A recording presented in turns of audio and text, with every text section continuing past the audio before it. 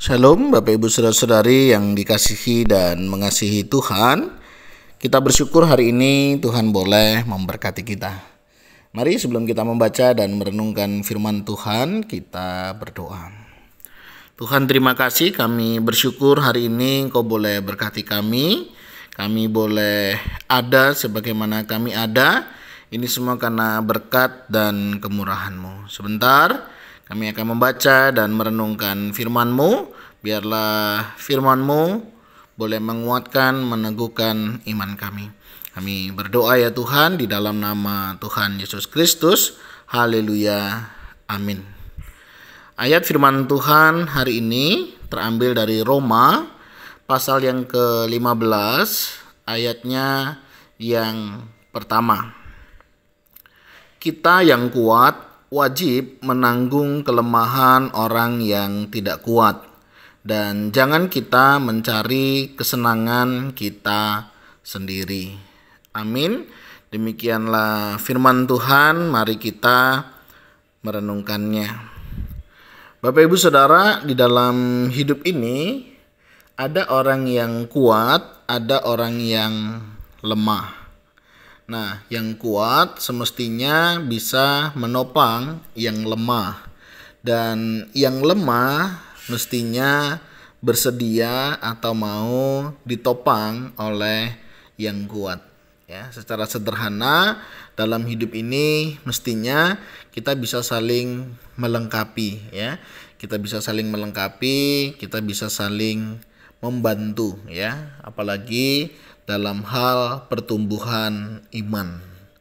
Jadi kalau semisal begitu ya, kita dalam kondisi kelemahan iman, ada yang mengingatkan kita, ada yang menasehati kita, ada yang mengajak kita membicarakan tentang pertumbuhan iman, kita jangan merasa bahwa orang itu sok rohani, ya. Udahlah, hidupku pun ya lebih baik daripadamu. Atau sebaliknya, hidupmu tidak lebih baik dari hidupku. Jadi please gak usah ngomongin hal-hal yang rohani.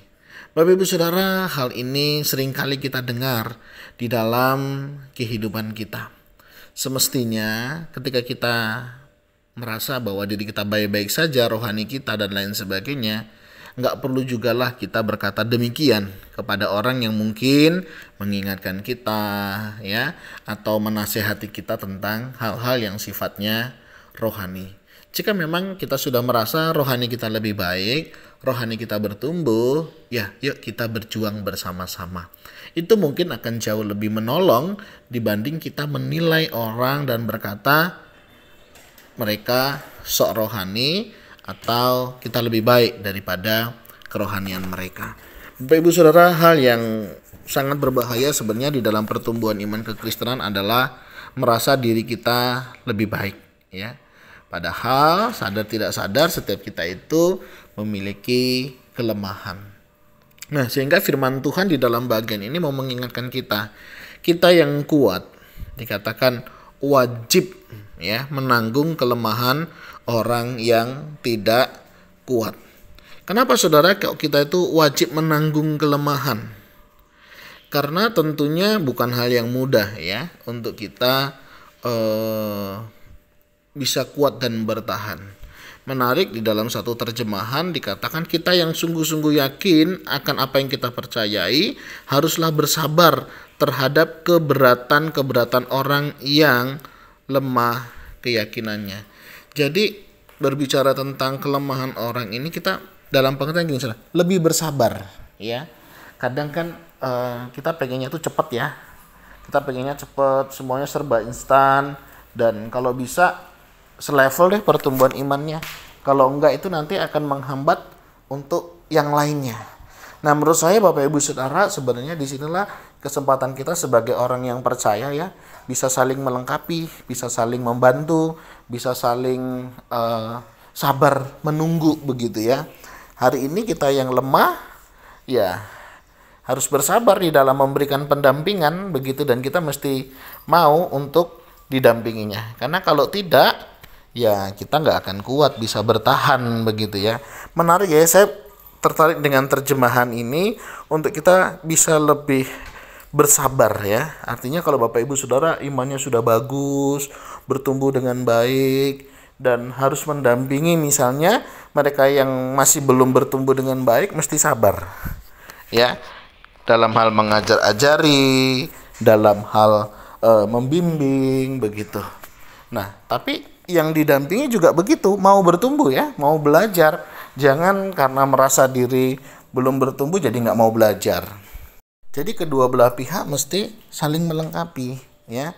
Jangan yang satunya semangat, yang satunya nggak mau. Wah, ini yang repot ya.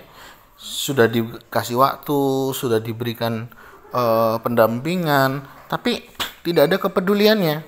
Wah, ini yang cukup repot ya. Tetapi meskipun demikian firman Tuhan ngajarin apa? Tetaplah sabar ya, sabar. Dan ini sebenarnya menjadi ujian juga di dalam kehidupan kita yang memberikan pendampingan. Seperti seorang tua mendidik, mendampingi anak-anaknya ya, dibutuhkan kesabaran.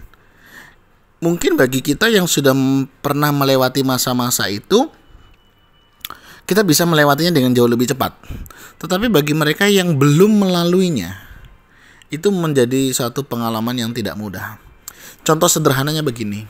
Misalnya kita mengajak orang pergi ke satu tempat di mana orang itu belum pernah ke sana. Tapi kita sudah. Pernah nggak kita mendengar, masih lama tah? Masih jauh tah? Nah, saudara, bagi kita yang sudah lewati jalan itu atau bahkan mungkin sering begitu ya, udah sebentar lagi kok, tenang aja, gitu ya. Masa sih dari tadi kok kayaknya bentar lagi, tapi kok belum nyampe misalnya ya. Nah, saudara, kira-kira gambarannya seperti itu. Saudara, kita memberikan pendampingan kepada mereka yang lemah ya. Bukan berarti kita membiarkan, tidak, tetapi kita terus membimbingnya, mengarahkannya supaya mereka juga melihat bagaimana proses perjalanan itu nggak gampang.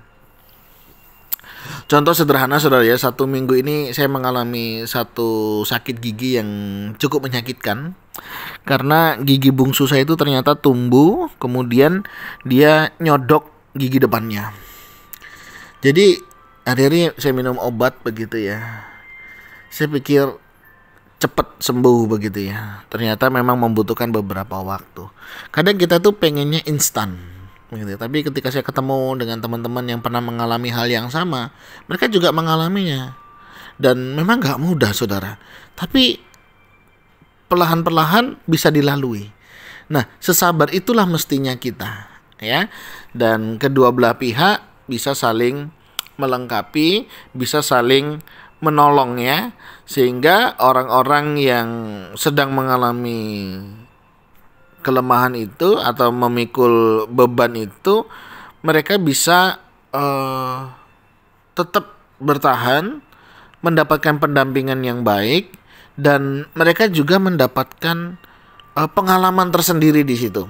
Nah, pengalaman inilah yang nantinya mereka bisa terapkan ketika mereka juga memberikan pendampingan kepada orang lain.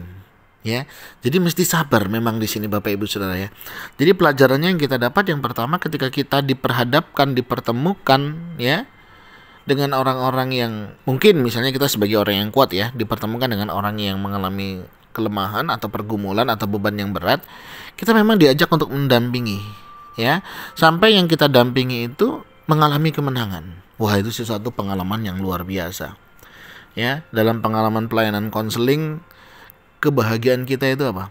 Ketika orang yang kita dampingi, mereka menemukan masalahnya, mereka menemukan solusinya, mereka menerapkannya, dan mereka mengalami kemenangan. Wah, itu sukacita bagi kita.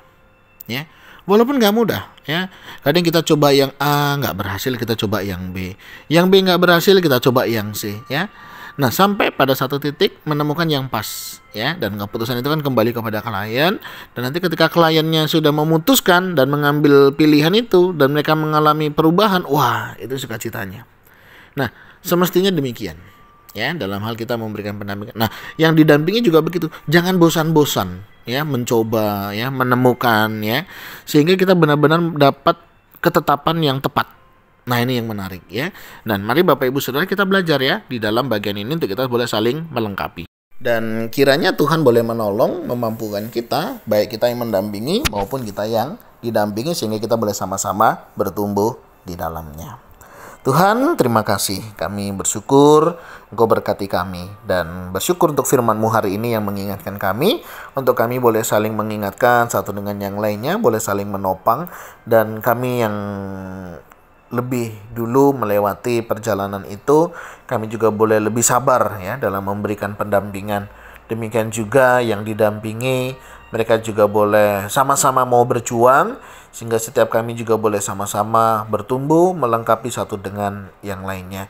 Kami tidak lebih baik, kami tidak lebih bisa, hanya kami proses lebih dahulu. Dan tolong kami ya Tuhan, kami bisa melewati perjalanan iman kami dengan pimpinan Tuhan. Kami berdoa dalam nama Tuhan Yesus Kristus, haleluya, amin. Bapak Ibu Saudara, demikian renungan kita hari ini. Kiranya Tuhan Yesus memberkati kita sekalian. Shalom.